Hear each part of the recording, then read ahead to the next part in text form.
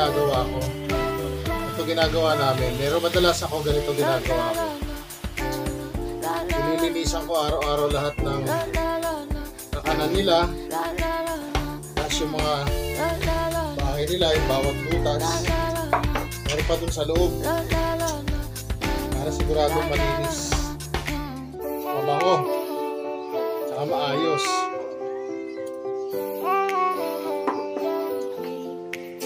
Siyempre, proteksyon natin yun sa kanila. Obligasyon ko yun sa kanila. Tingin ko hindi lang po ako, lahat na may mga ganito.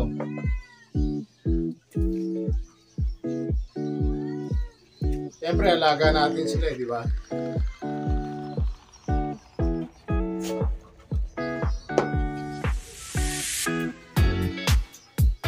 Ito yung tahimik lang sila.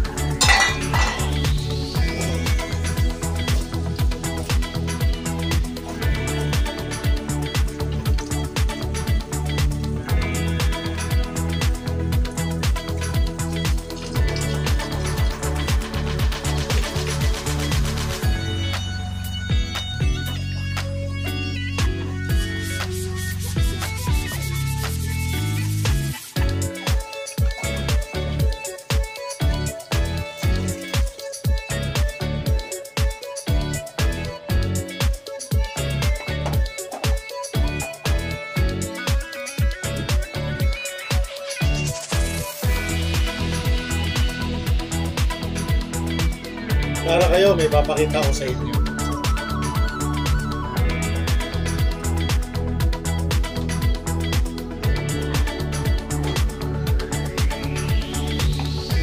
Ito, magtataka kayo bakit iba-iba. Ito, bakit iba-iba yung nalagyan. Pwede namang magkapare-pareho. So, ito kasi may purpose po yun. Depende po yun sa personalidad ng bawat isa sa kanila. Kasi iminamatch ko personalidad ng bawat isa doon sa kanilang lalagyan. Training ko rin po sa kanila yun. Pero, every now and then, pinapapalit ko rin para tinitingnan ko kung ano yung magiging reaction nila o paano sila mag-a-adjust. Ano po? At the same time, para matutunan nila yung disiplina na hindi lang isang lalagyan yung kanila na pwede gamitin. Magkakaroon silang tinatawag na common utensil or plates para sa pagkain. So kung sakaling magkasabay-sabay mo sila o timing na makita nila ginagamit o kasama nila yung isang lalagyan ng pagkain, hindi sila basta-basta magre-react kung magagamit. Yun po yung isa doon. Which is somehow effective naman po. Pero syempre, kailangan pa rin ng watchful eye ng kanilang master. This is kami, ako. Ito po. Ayun po. Maya konti, papakainin ko naman sila lahat. Tapos, pero bago yon, nilinisan ko muna yung kanilang kubo. At merong isa dito, yung matatapos ng kanyang stud session kahapon, yung pinaka-second stud session niya. Ito siya, oh. Lagi siyang nakahiga lang natutulog. Ang pungay-pungay ng mata, gano'n. Kasi, pinablan siya eh.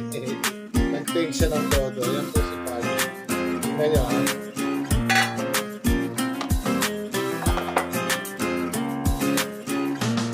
Pakita ko siya sa inyo. Ayan siya. Ayan.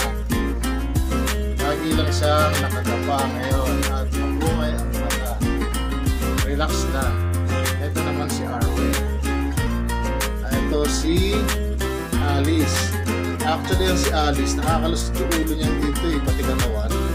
Kukulong ko siya pansamantala niya, pero mamaya lalabas na yan. Dito siya dumadaan. Ang galing. Tapos, eto po si Coffee. Ayan. Hindi pa pantay ang kanyang pagkaka-groom. Medyo malikot, so ipa-finalize pa po yan. Ayaw ko muna pakita sa inyo todo, nakakahiya. Pero kung meron kayong mga grooming tips, napag-practicean lang po ito eh. Ayan. At least nabuhasan yung kanyang long coat na medyo nagbuhol-buhol na. Kasi medyo naging busy po kami lately. Ayan. Late pala niya, oh. Ayan, oh. Oh, galing-galing po yan. Oh, sweet yan, oh. Tabi ka sa higaan. Kasi ito si Mia. Si Mia, ayan. Napaganda ni Mia, oh. Magkapatid sila ni Fanny. Gusto niya lagi ginaganyan yung tenga niya. Ayan po, ayan, no?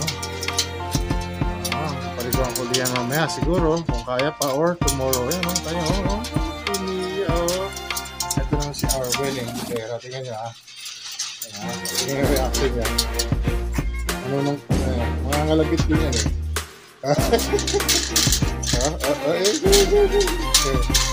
Ito. Nangangalabit din yan, eh. Ayan po. So, ayan po, pansamantala, ito muna. Ito-close ko muna to dahil close ko muna yung door.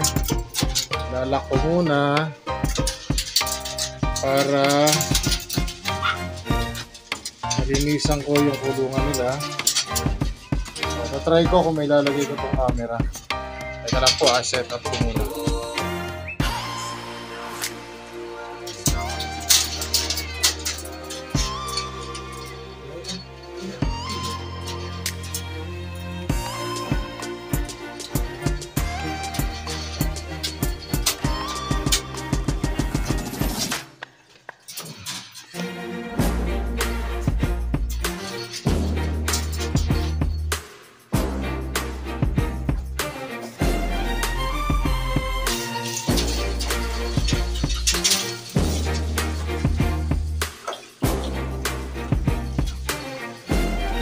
So ayan po, no? Nilinisan ko muna bawat isa, nilalabas ko para mas nilinisan ko mabuti.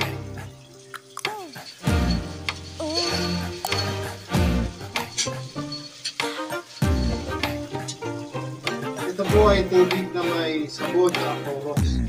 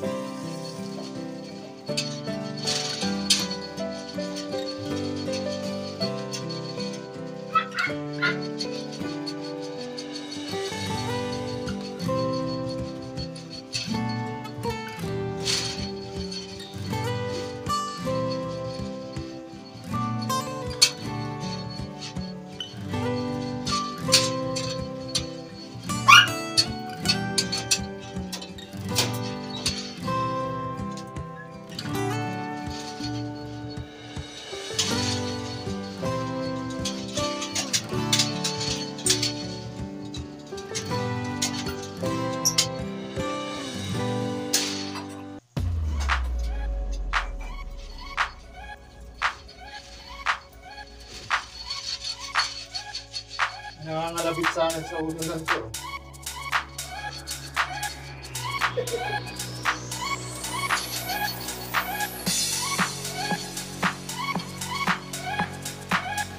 Ito yung ginagawa ko eh. Yung ginagawa ko halos araw-araw.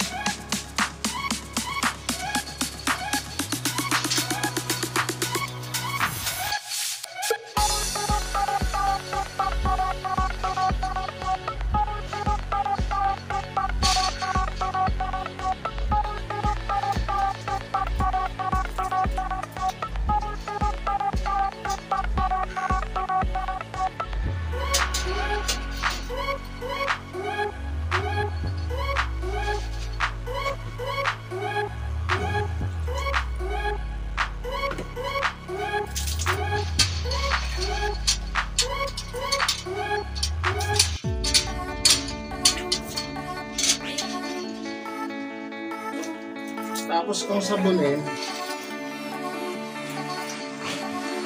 babalawan ko naman ngayon ng tubig.